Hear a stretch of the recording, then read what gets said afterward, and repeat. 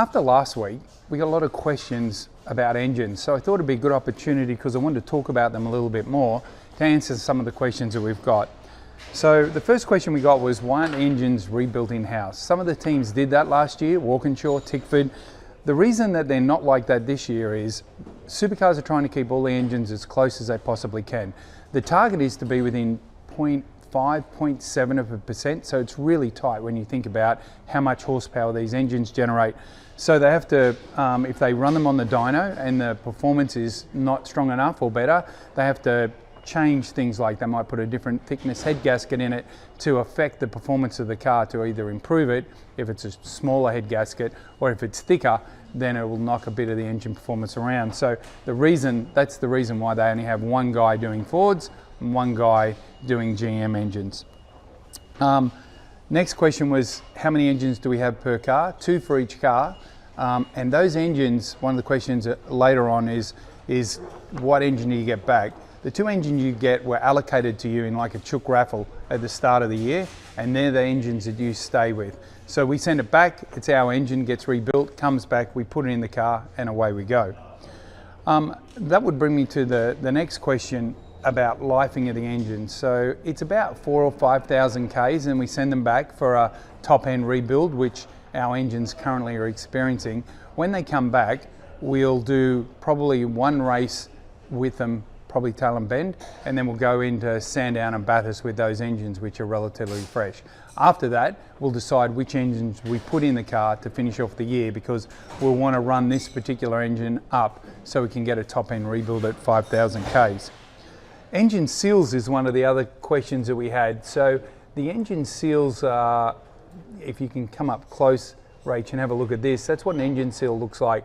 So any part that can be pulled off the engine so you can get inside and mess around with it the bolt is drilled, and then supercars come along and put this seal through it and then stamp it. So if that's been tampered with in any way, you get a please explain, probably a penalty, disqualification, and they would pull the engine apart, check it, make sure that it's all sane.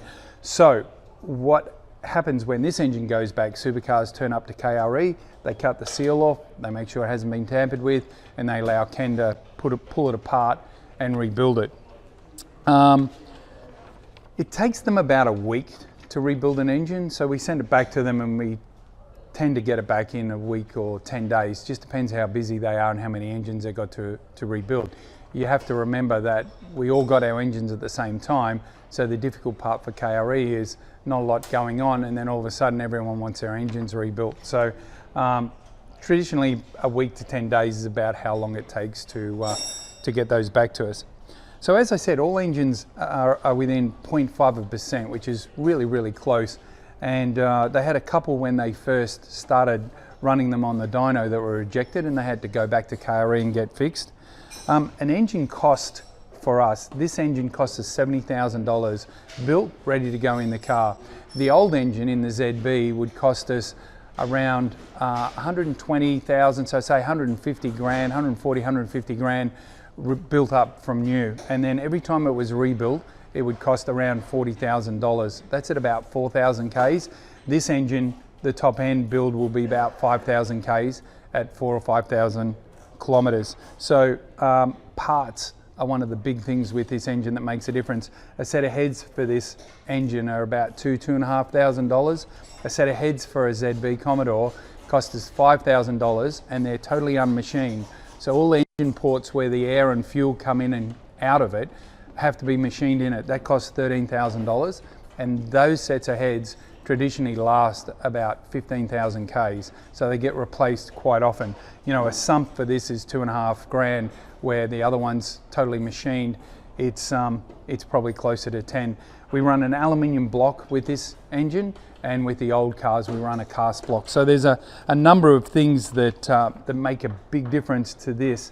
This is much more cost effective than the old engines, and one of those reasons is the air filter. If you have a look over here, an air filter is another really good example.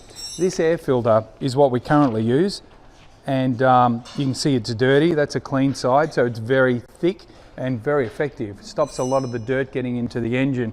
If you look at this one, this is the one off This is the one off the ZB, very narrow. It takes 3 days to service this. So you wash it, then you wait for it to dry, then you oil it and you put it in the car. But unfortunately, a lot of dirt used to slip by this one, and that's one of the reasons we'd have to rebuild the engines regularly. It'd damage the rings in the engine and it'd lose horsepower. So that's a little bit about engines, and stand by next week, we'll give you another story.